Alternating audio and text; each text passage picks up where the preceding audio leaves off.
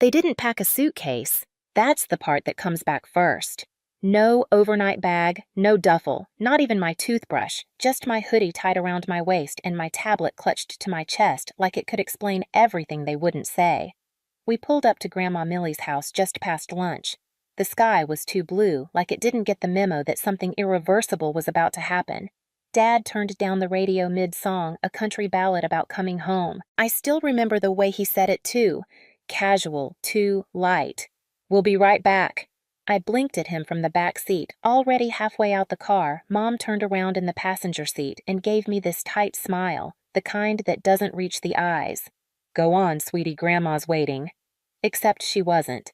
Grandma opened the door with a plastic cup of iced tea in her hand, her reading glasses still sitting low on her nose. "Millie," Dad said, like they were dropping by for a barbecue. She looked from him to me and back again. That pause, that beat of surprise, was enough to tell me she hadn't known. Still, she didn't ask questions. She just moved aside and let me walk in. The screen door squeaked shut behind me. I stood in the middle of her entryway, the air smelling like pine sol and something stewed too long. My sneakers squeaked on the linoleum. "Just running some errands," Mom called from outside, already halfway down the porch steps. "Be good, honey." And then the car pulled away. I stood on the porch and watched until the red taillights faded behind the curve of sycamore trees. I kept watching for a while after, just in case they came back. They didn't. The day moved on without them. Grandma offered me a tuna sandwich. I wasn't hungry. She didn't push. Instead, she went back to her crossword puzzle, tapping her pencil like a metronome.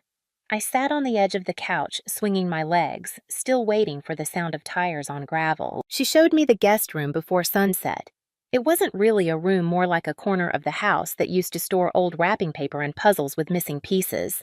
There was a twin bed against one wall covered in a quilt that smelled faintly of mothballs and peppermint. "No toothbrush?" she asked, half a glance in my direction. I shook my head.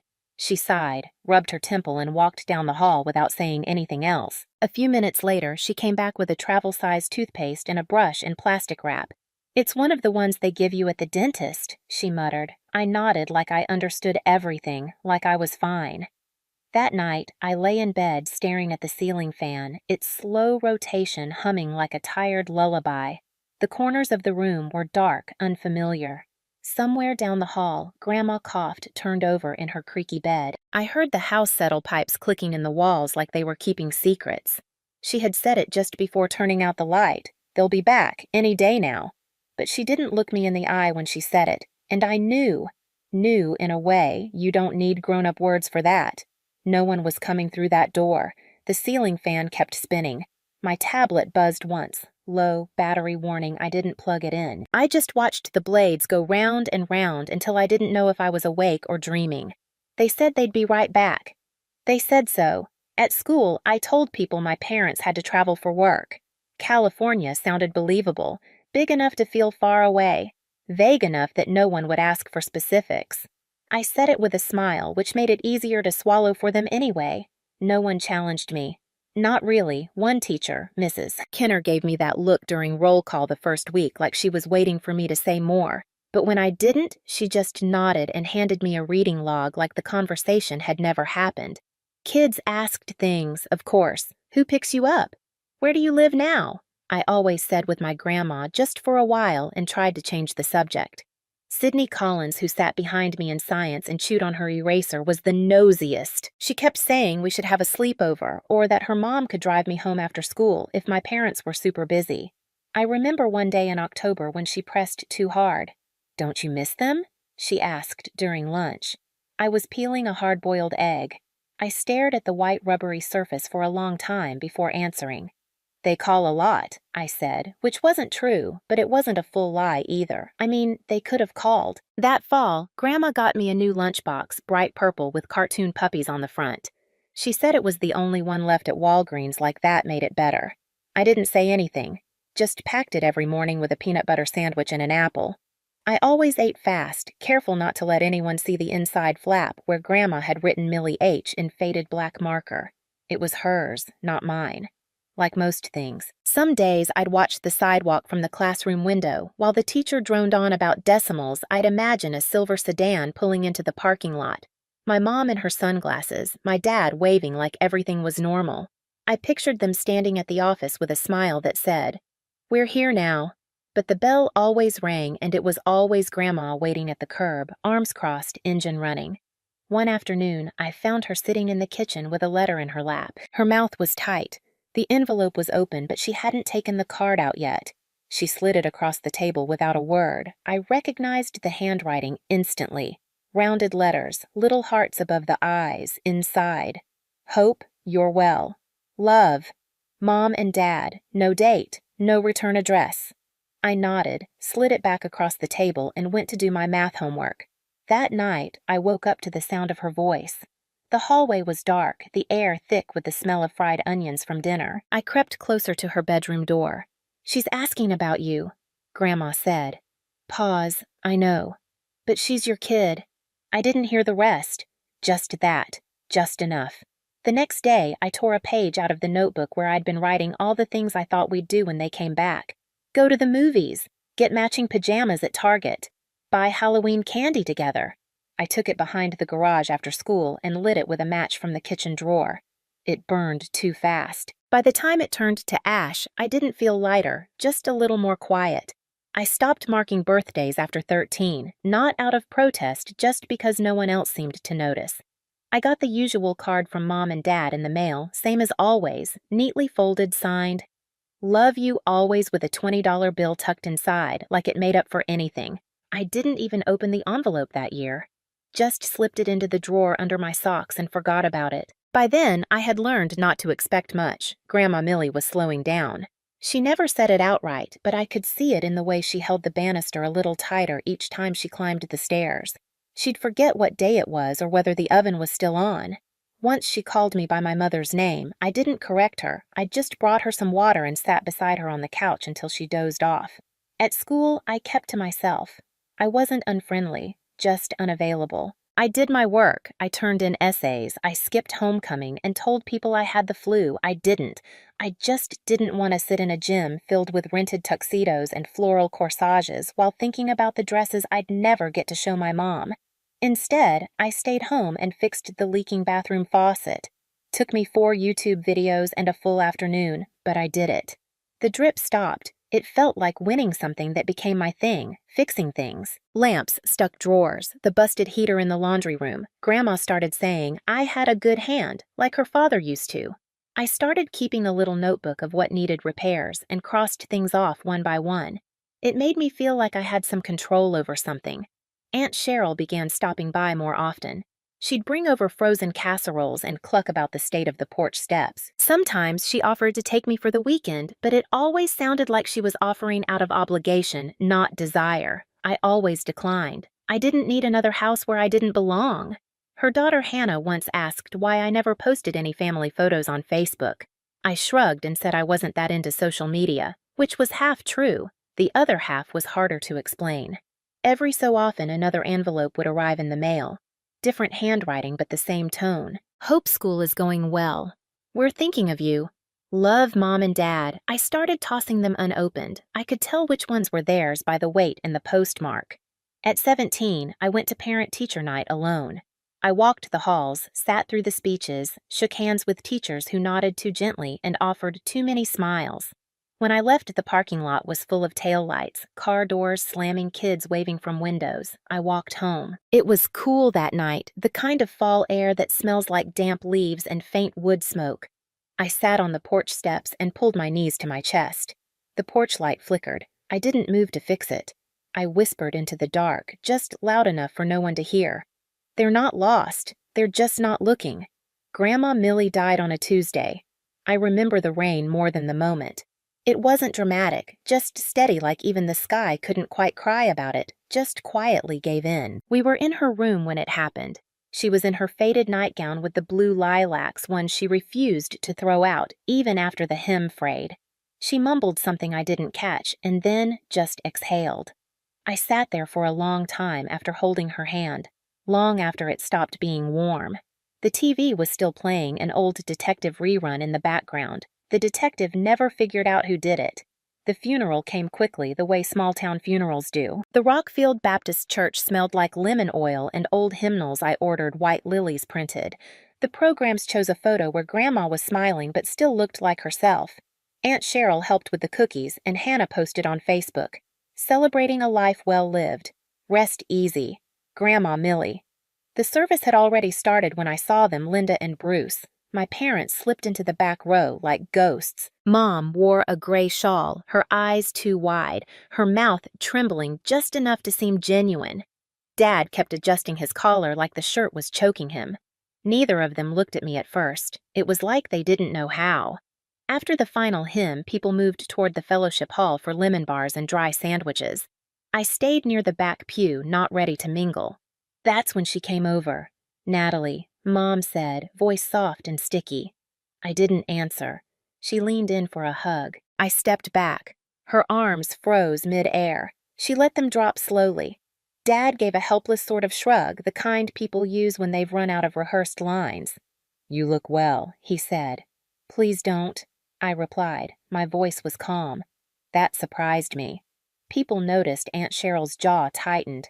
One of the church ladies looked away, pretending to fuss with the punch bowl.